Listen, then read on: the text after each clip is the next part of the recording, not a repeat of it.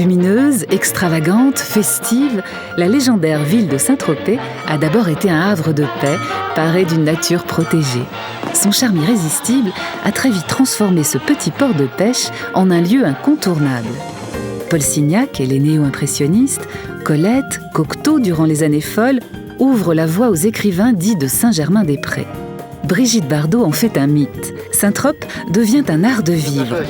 Mais l'équilibre de ce paradis provençal va être bouleversé par l'arrivée du showbiz, de la jet-set et du tourisme de masse.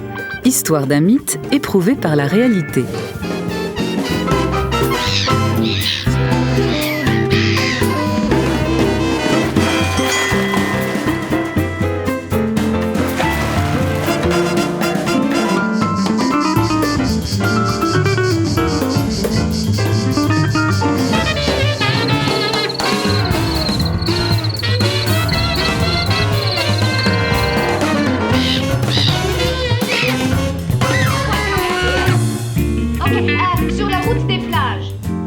Sur les hauteurs de Saint-Tropez, Marianne et Jean-Paul s'aiment sous un soleil brûlant. Quel âge avez-vous ? 18 ans. Mais l'arrivée de Harry et de sa fille vient troubler ce tête-à-tête. Rivalité, jalousie, séduction, la piscine devient le théâtre d'un drame passionnel.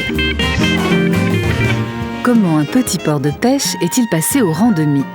Des peintres fascinés par une lumière vibrante, au milieu littéraire et artistique d'après-guerre, tous sont envoûtés. Mais le showbiz, la jet-set, mettent fin à cette époque où frivolité rimait avec liberté. Il était une fois Saint-Tropez pour la petite histoire.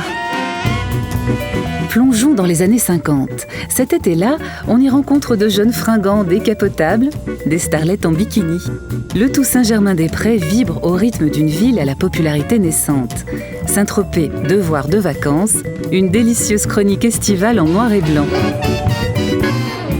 Et tout de suite, Alain Delon, Romy Schneider, Maurice René et Jane Birkin se retrouvent au bord de la piscine. Un drame orchestré par Jacques Deray.